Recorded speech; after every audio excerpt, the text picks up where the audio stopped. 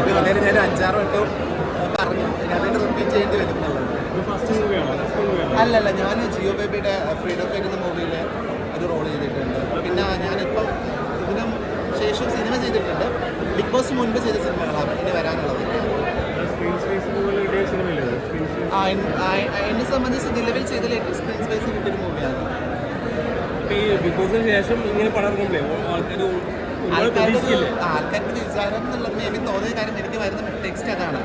നാളേക്ക് big boss പക്ഷേ സിനിമകൾ കിട്ടിയല്ലോ എന്നുള്ളത്. എനിക്കിത് ബിഗ് ബോസിന് മുൻപ് വല്ല പോളായിരുന്നു. സിനിമ ഷൂട്ടിങ്ങൊക്കെ ബിഗ് ബോസിന് മുൻപാണ്. ഈവൻ ഡബിങ് അടക്കം ഞാൻ ബിഗ് ബോസിന് പോകുന്ന മുൻപ് ചെയ്ത് വെച്ചിട്ട് പോയ സിനിമ.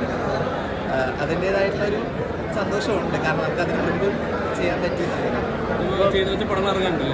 ഇനിയുണ്ട്. ഇനി ജിയോ ബേബിയുടെ പ്രൊഡക്ഷൻ വരുന്നൊരു ആശ മാം ഡയറക്ട് ചെയ്ത പലമാന്നൊരു മൂവി വരുന്നുണ്ട്.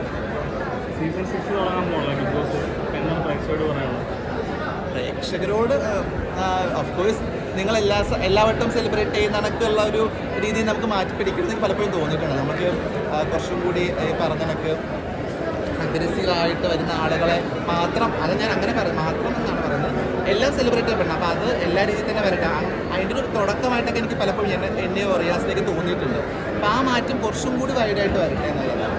എല്ലാം ഇൻക്ലൂസീവായിട്ടൊരു അക്സെപ്റ്റൻസ് വരുന്ന രീതിയിൽ.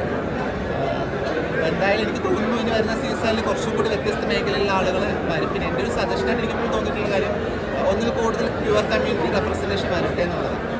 നമുക്കതാണല്ലോ കാണാൻ ആഗ്രഹം. നമുക്ക് തോന്നിയിട്ടുള്ള കാര്യങ്ങൾ എനിക്കപ്പുറത്തേക്ക് വരുമ്പം ഒന്നിൽ കൂടുതൽ ആളുകൾ വരട്ടെ. Okay, thank you.